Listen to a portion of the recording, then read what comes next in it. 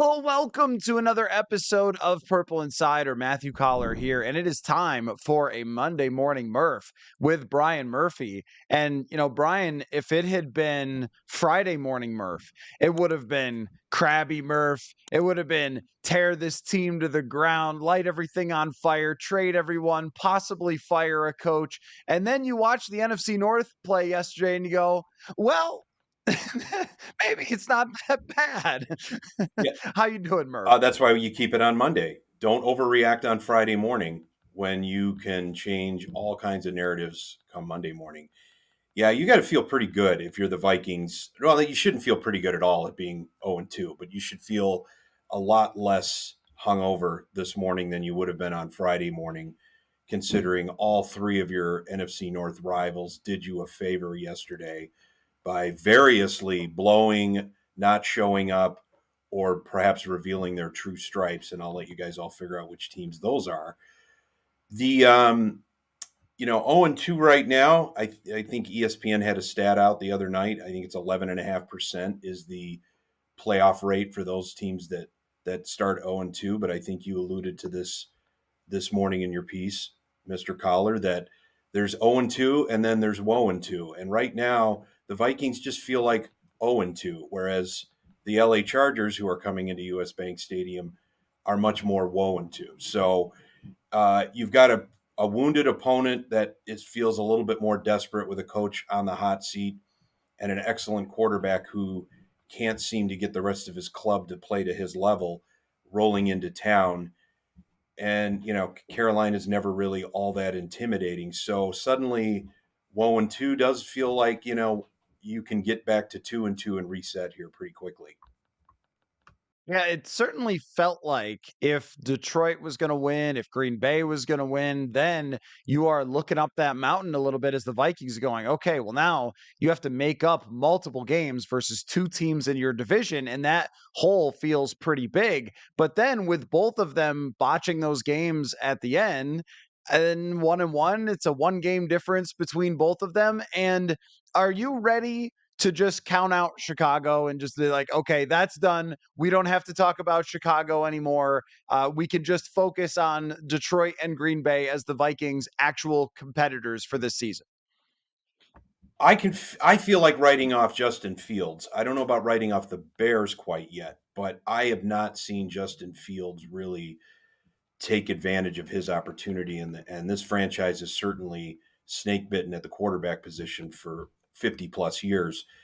But also, they built this team. They made a commitment to this team, or to their quarterback, and he has underachieved badly this year. I mean, and if you look at the coverage and just sort of what the voices are coming out of Chicago, it's the body language, the attitude. There's almost a defeatism there that has sort of set in, and a malaise, and that is enough to, at least if you want to take a buzz saw right now and chop the NFC North into three teams. I think right now you've got obviously the Vikings at 0-2, but staring up a little bit more confidently than Chicago is. Green Bay had the game in hand in Atlanta yesterday. Jordan Love had the game in his hands if he could have just completed a quarterback sneak that apparently he did not get the call right in on time. Again, a young quarterback, some hiccups there. His coach Matt LaFleur tried to jump on that grenade, but Love was having none of it. So he basically admitted, I screwed that up. I didn't get the play called in time. Green Bay ends up losing a winnable game in Atlanta. The Lions, they got the big, of course, win on Thursday night to start the season. They come home against Seattle, which was going to be a beatable game. You had a packed house, you had a lot of expectations, and then you had Jared Goff with a very ugly pick six that set them up for an overtime loss. The Lions are going to be here for the long haul. I think Green Bay is probably going to be in the mix for a while as well.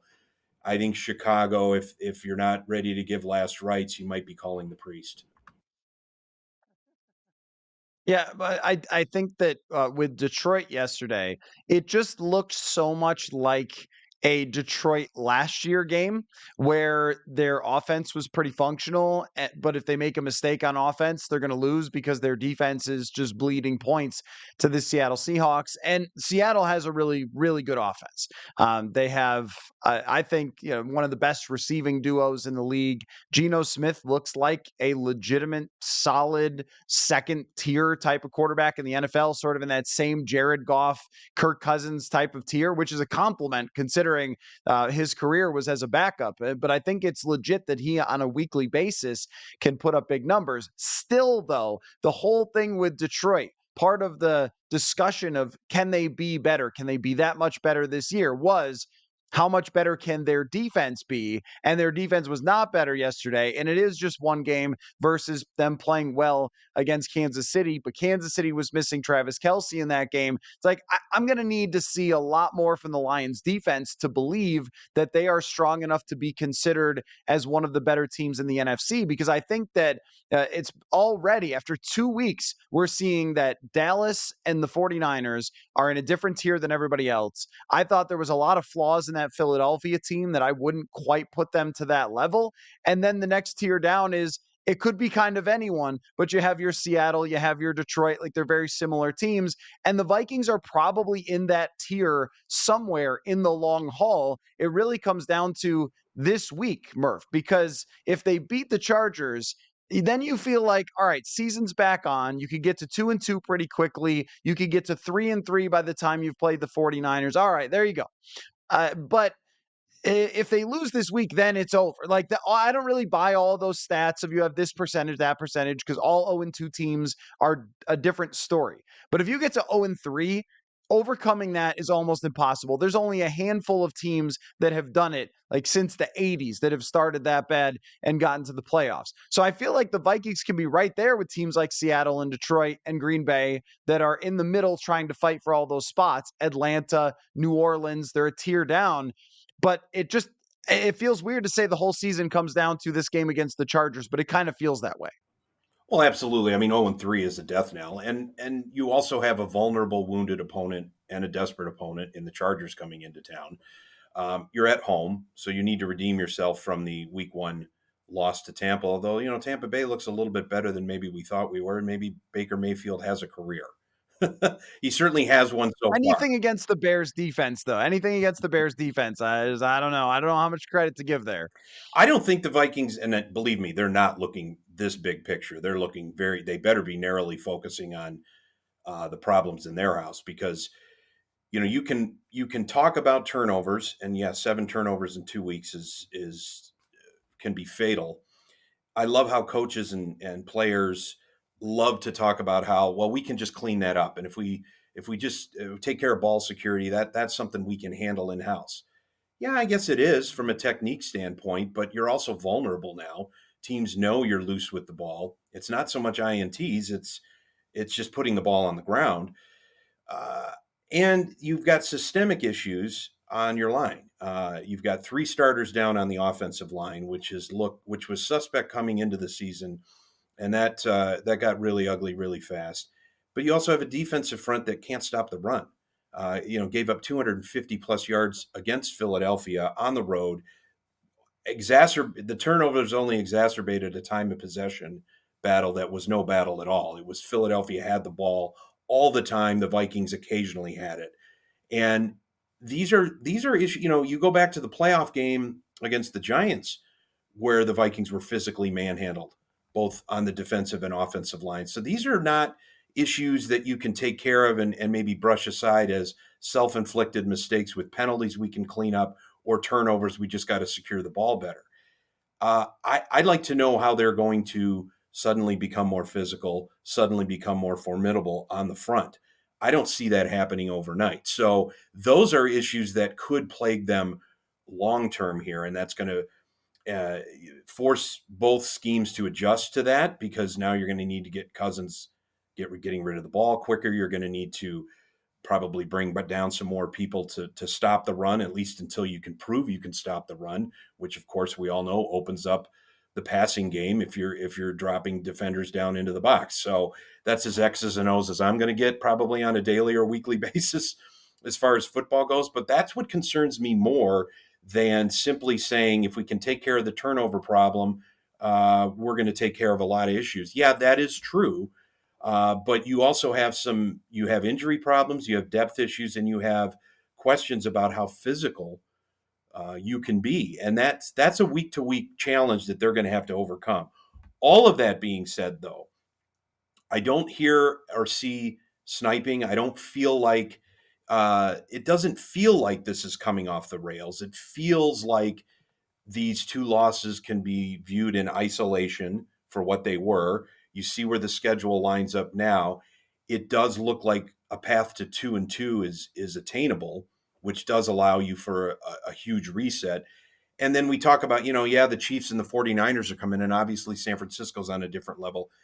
I'm not going to dismiss the Chiefs, but the Chiefs have some issues right now as well. They look stronger defensively than they do offensively. So I still don't want to face Patrick Mahomes with the game on the line, but I also don't feel as intimidated perhaps by the Chiefs as I did, 10 as much as 10 days ago. All of that being said, that game is still a ways off. The Chiefs can right themselves pretty quickly, and that's still going to be a challenge. Bottom line is they can get to 2-2. They obviously have to win Sunday, but they can get to 2-2, and then you can start reevaluating. You're almost like you get a redo on your first 2 weeks, and that's rare in the NFL. Yeah, the odds at 2-2 and 3-3. NFL operations, when they switched to 17 games, put out this huge chart. Like, what are your big picture odds? And of course, it applies differently to every team because you could be a pretty bad 2-2 team and have some good luck, and then you stink or whatever. But it's still under 50%. And even if you get to 9-8, this is where it is hard for the Vikings. Even if you get to 9-8, it's still about a 50% proposition to even make the playoffs. So that's the tricky thing about starting 0-2 is that now you have this uphill climb through the whole rest of the season. And what you're going to need is to beat some teams you're not supposed to beat. You mentioned Kansas City. You mentioned San Francisco. Like, you're probably going to need something like that. Like, yes, you can get back to this 500 dance, but that's where it gets hard is the rest of the season, even to have a 50% chance at the playoffs, they need to go 9-6 the rest of the way, which isn't a ton of room for error. And that's why it is 0 in Tombstone, because then it means you have to be a pretty darn good team. And, you have to win 3 for every 2 that you lose the whole rest of the way. And if you've already lost 2, that's not the easiest thing to do. But if they can win this week, then you feel like, all right, the things that you're banking on with this team being competitive are there. And I'm not 100% convinced how there they are, but if there was ever a team that can help you get them there, like, so they're talking about how great the passing game looked. Yes, but at one point you're down 27-7. So we've kind of been through that a million times over the years of, oh, look, they're down 20 points. And oh, they had these amazing scoring drives. Good for you. We've gone through that before. But I also look at the Chargers and their defense and how poor it is and how bad Brandon Staley's defenses have been since he's arrived there. And I think it's a good enough opponent where you could say they could beat you, but it's also an opportunity for Justin Jefferson to go for 200 yards, Kirk Cousins to have the big win here, to have time to throw the ball, to get receivers open, to do the things that they're sort of saying, this is what can carry us despite all of those other weaknesses. Like, this matchup sets up for that. Yeah, it does. I mean, look at, Cousins, what I think he dropped back 44 times the other night. Now, that was as much out of necessity as it was probably planned.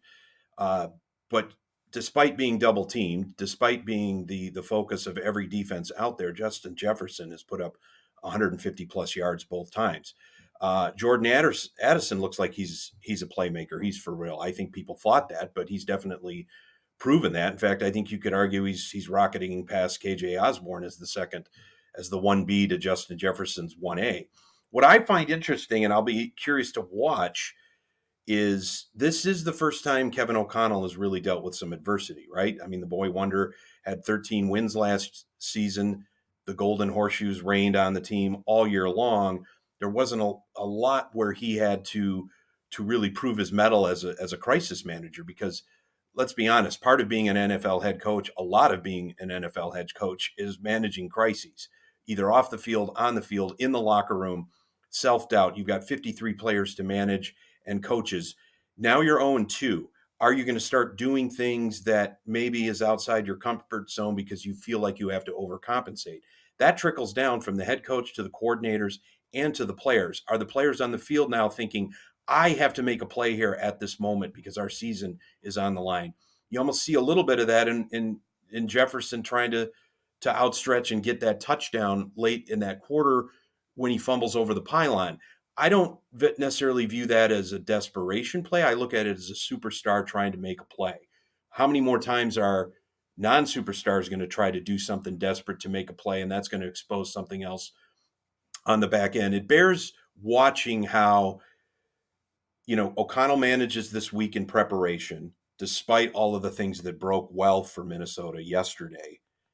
They're still 0-2. They are still facing a daunting task to get themselves together and make the playoffs. So how is he going to handle the scrutiny? How's he going to handle the temptation to tear things up and try something different? How is he going to handle if players do start moving outside their comfort zones during games and trying to make things happen? How's he going to manage that?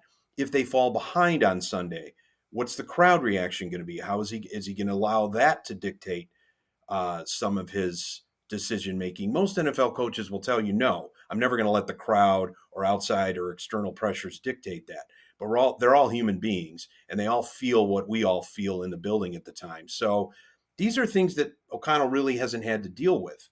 But right now he's on a 3-game losing streak, and his team has not looked good in those 3 losses. So I'm going to be curious to see how he reacts. I'm going to be curious to see how Jefferson reacts and how the rest of the club reacts to trying to are they going to stay the course? Are they going to try something different? Are they going to be more aggressive? And if they are more aggressive, in what areas are they going to be more aggressive? And what's that going to mean maybe as far as unintended consequences? Because, oh, by the way, the Chargers may seem like an underdog, but they're also a desperate team.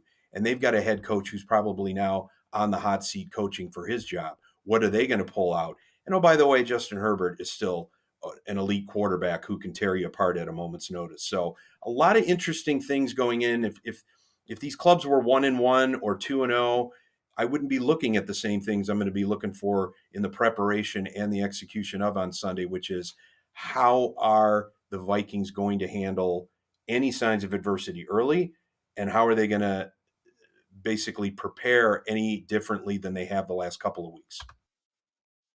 With Kevin O'Connell, I'm curious what you think of the message and just the way that he's handled this 0-2, because he is focused in his comments to us really strongly on the turnovers.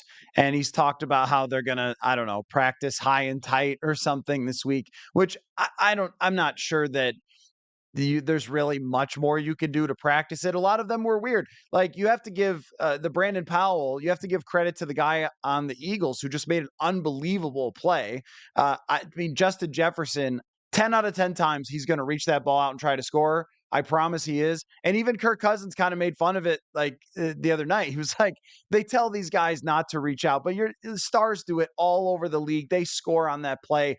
It was just a weird thing that almost never happens. And, I don't know. I don't know if there's like real practice time that should be dedicated to it, or that you just have to say that because it sounds like as the coach you're doing something about these fumbles. I'm not really sure. But he's focused so much on that in his comments, and then kind of layered in things about the other stuff, like the running game not working and why that is, and some of the offensive line blocking and so forth, and the defense versus the running game. He was kind of defending that, saying like, well, every team's not Philadelphia, and we were trying to kind of force them to run a lot and see if we could put them in a bad situation, to have Jalen Hurts pass. Now, I think that's not a great strategy, like asking the Eagles to run. They will, and they did. But the overall message has very much been, oh, we're right there. We've got this low point differential, which you guys obsessed over last year with the point differential, which, by the way, was predictive of who they were.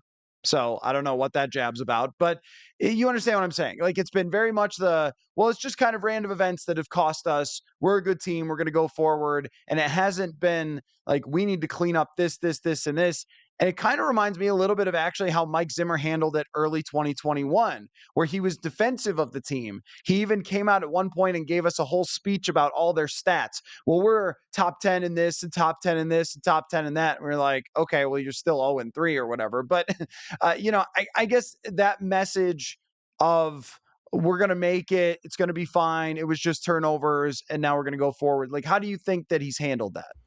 I think it's fine, but you can only go to that well once, right? You can only go to the but for these random occurrences, but for these strange happenings, but for the okay, that's fine. You can make an argument for that. You can make a case for that. Uh, but you've been physically manhandled in the trenches for 3 straight games, going back to last January. You're down 3 starting offensive linemen 2 weeks into the season. What are you going to, where is that mystery solved? Where does that you can't necessarily coach aggressiveness and willingness to beat your man at the line. I mean, football in the trenches is a messy, ugly, brutal game.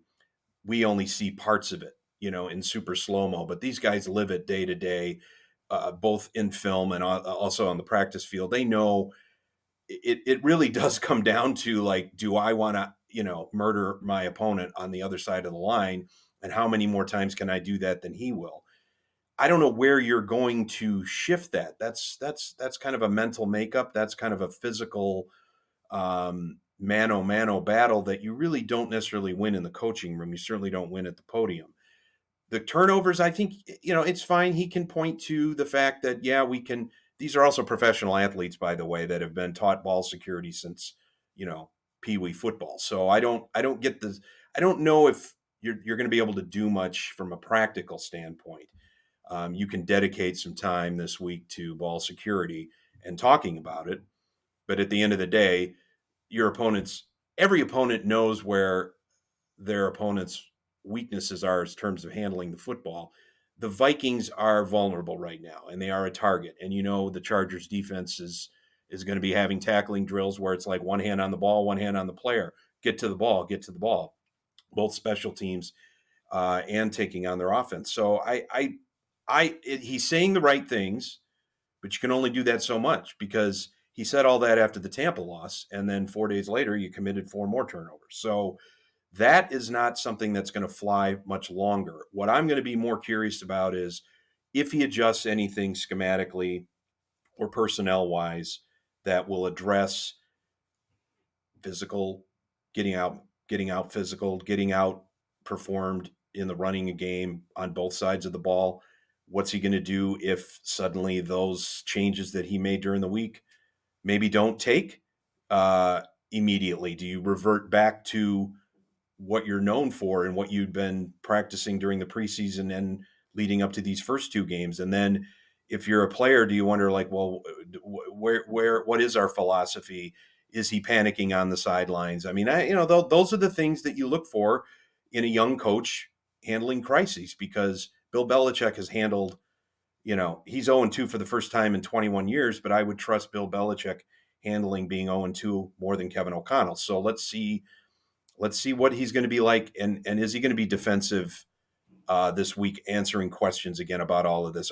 What's the locker room attitude going to be? Is it going to be dismissive? Is it going to be acknowledging that we haven't played up to our potential, but for these handful of events we'd be 2-0? Are they going to be kind of cavalier about it, or are they going to they're going to take ownership, and are they going to at least acknowledge? You hate to say week threes must win and our season rides on it, but the arithmetic says it is. So are you going to acknowledge that reality without getting swallowed up by the drama of it? Or are you going to be dismissive of it as, outside distractions? Well, outside distractions can be an internal reality right now, and that's what the Vikings are facing. Yeah, I think with Kevin O'Connell that you hired him to be able to navigate the ship without maybe bombing your own ship and having it sink like Mike Zimmer did a few times. Right. I mean, you have him here to be able to be a much more calm voice and a positive voice as well. And I think there is such a thing as being a little bit too on the positive side, but I'm not sure that he's that, because it's not like if you ask him, "Hey, what happened to the running game?" And he's like, "No, it's fine. I don't know what you're looking at." He's not like that. Like, no, I mean, he's going to give you a breakdown of that, which makes me think also inside the room that he is acknowledging the shortcomings that they have that have caused these losses beyond just what happened with the turnovers. And then there's some element to you. This is your point. You can't go trying to change everything because you lost 2 games based on turnovers. And it seems that he understands that. So I think that he's handling it fine so far. But I also think of an NFL season as kind of like Survivor, where everyone gets to the island and they're very excited and they want to have fun and make friends and everything else.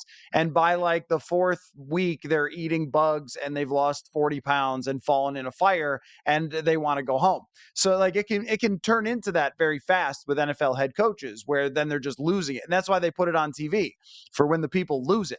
And that's why we like it with football, is when that happens as well. So that's why this game is so important. But also, I think that it is an interesting test here that they didn't face at all last year, because they started 8-1. But since then, they have not been a good football team since they started 8-1 last year. The sample size is growing of mediocrity, or just plain not that great. So you've got to prove at some point that all these positive words are true, or people are going to look around and go, I guess you're just being positive for positive sake. Let me ask you this, Murph. This is a total different question, but the last number of games that I've covered at US Bank Stadium, I'm trying to think back how far. They haven't been that great. So they got down by 30 points to Indianapolis. I know they won, but still, they lost the playoff game. They lost to the Tampa Bay Buccaneers. I am seeing, or at least feeling, or might be just my perception, less intimidation from opponents when they come to US Bank Stadium than before. Is that is that a real thing? Am I making that up? Like, you were there for the first week. I think the noise is still there, but I wonder if teams have figured out ways to adjust to it and are aware of it where maybe they weren't before. It might also just be personnel. Like, we kind of attributed the success of Zimmer's defense in part to US Bank Stadium, when it was really just Everson Griffin, who deserves even more praise after watching DJ Wanham and Patrick Jones struggle to create pressure. But do you think that it's like an intimidating building still in the same way that it felt like when it opened? It's an interesting question because from a personal standpoint, the game against Tampa, that was the first time I'd been in the press box since the Minneapolis Miracle game. Just because I hadn't covered the team on a regular basis since then, and I mean the Miracle is will go down as one of the greatest sporting events I've ever seen, moments I've ever seen live, and that was an incredibly loud environment. I'm sure it was loud against the Giants. It sure seemed that way. Didn't really make a difference. It was pretty loud against Tampa, but crowd noise, you can't create crowd noise. You have to create moments that create crowd noise, momentum, seizing the moment, big plays at big opportunities. That, crowds are going to react kind of to how their anxieties are during a game. And Vikings fans are the most anxious, among the most anxious out there.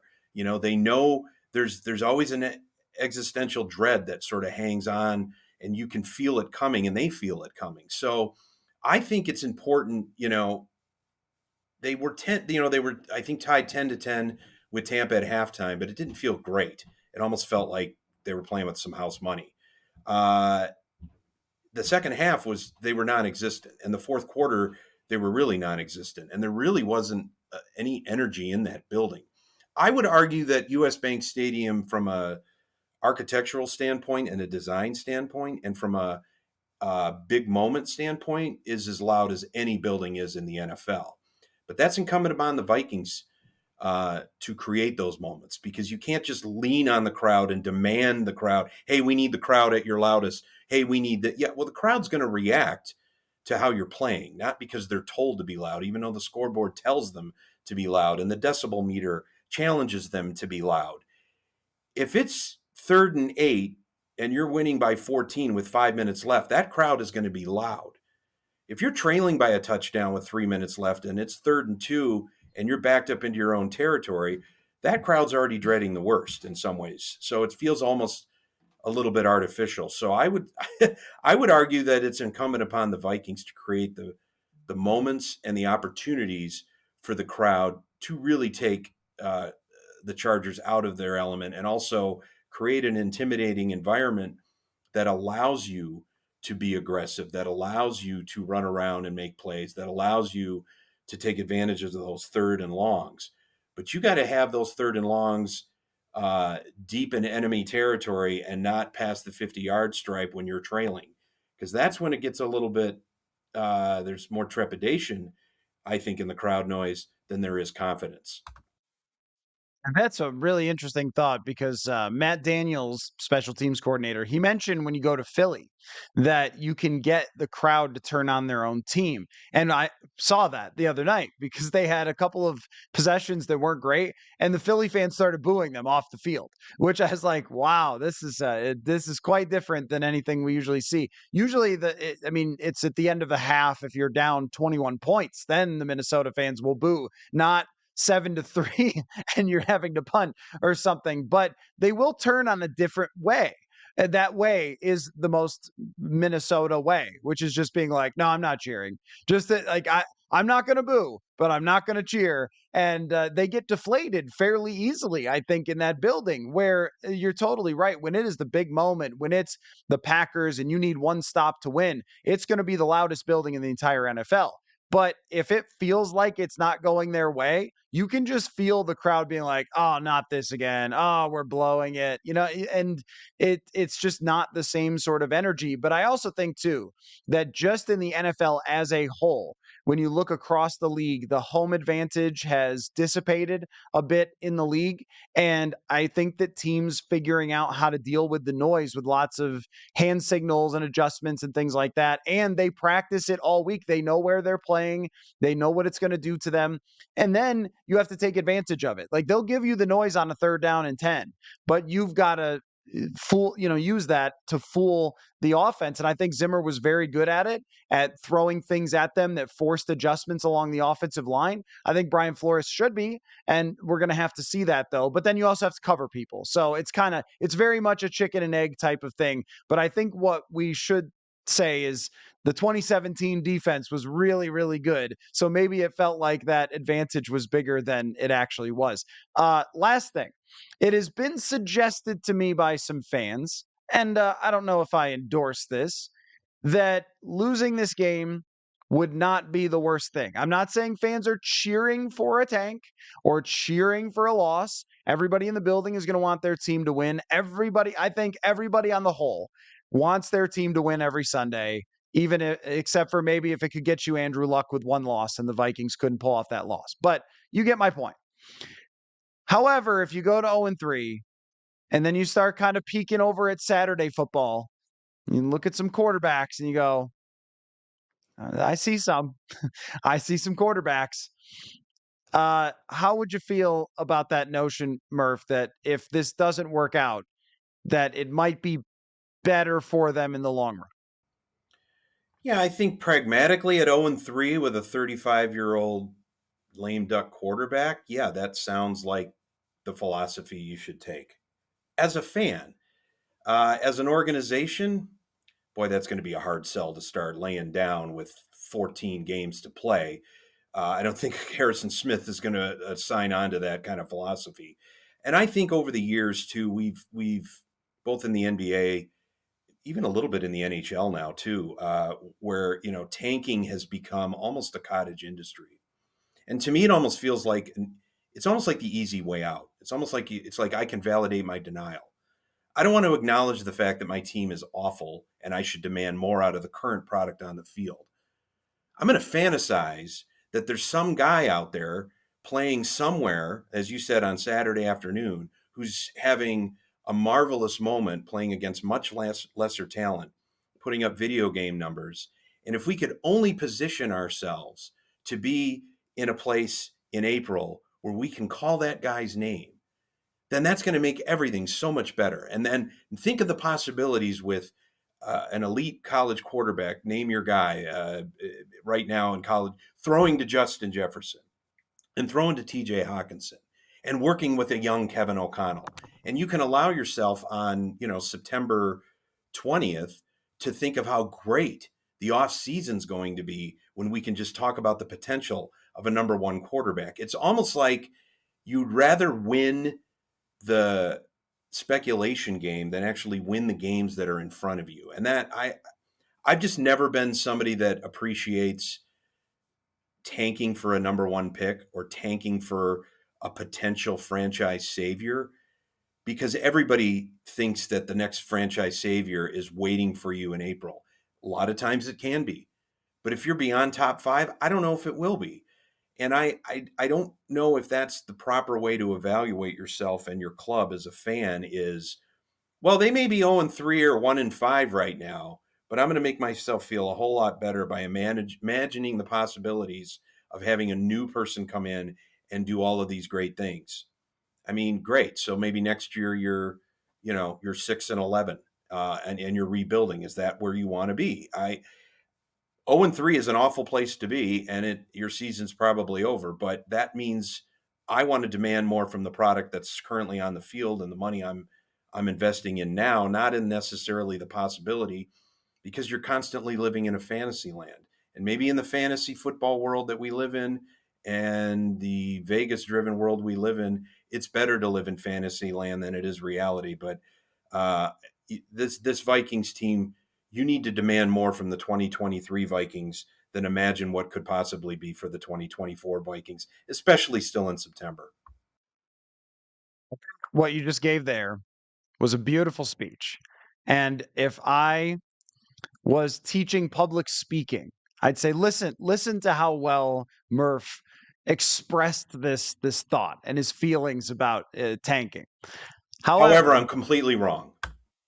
however, no, you're not completely wrong. Because what I've said since day one is if you call it a competitive rebuild, you can't leave out the competitive part.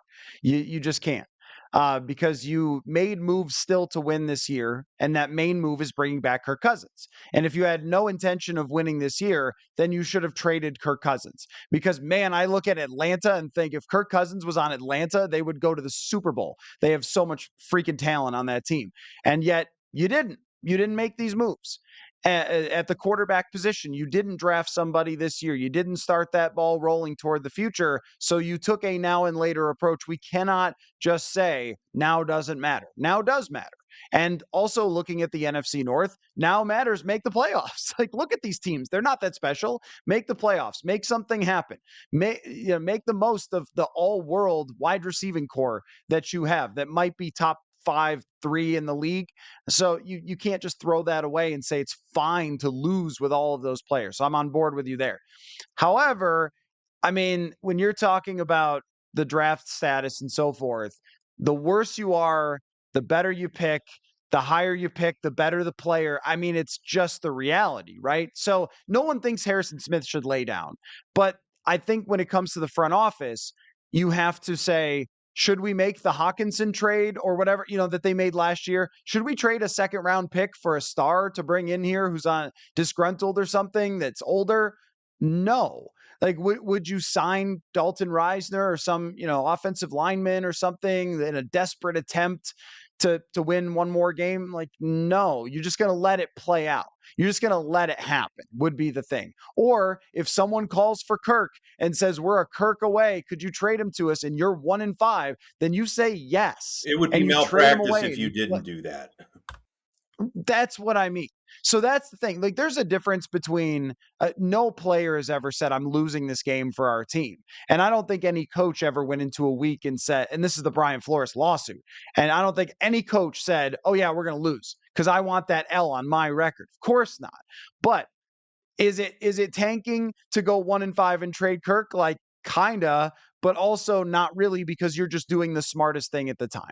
So yeah, I think. But if you're taking the mentality that going 0-3 is fine because maybe you can get a better quarterback, that I can't agree with. Like, yeah, to me, there's lots of quarterbacks that are going to be in the draft. You should be trying to make the playoffs still. But if this keeps getting worse, then you probably are hoping for losses at some point, and that's going to be very, very tough. It's ugly. I've covered it before in hockey, Murph. It's ugly. It's nasty. You don't really want to see it, but in the long run, I mean, look, Joe Burrow, number one pick to the Bengals. Tua, what was he, fifth overall, something like that, to Miami. Justin Herbert, who's become a very good quarterback. Like these teams went to the bottom and drafted high. Like that's what you're looking for. So, anyway, this should be very interesting. Do you think they'll win, Murph? You think they'll pull it off? I do. I think they're better than they've shown, and I think the Chargers are not a formidable opponent. I think they're going to be a desperate opponent, but I think they're more desperate. I think the Vikings realize the opportunity and the stakes, and it's a home game. Uh, I believe they'll win because they have to win, but that doesn't necessarily mean they will. Yeah, one thing I know walking into that stadium is you never know, and Vikings Chargers might just open a black hole in the universe somewhere because these two teams are so bizarre and weird. So, Brian Murphy, we will look forward to your Monday Morning Murph column and talking to you next Monday to break it all down as well. Thank you for your time, sir. All right, we'll talk soon.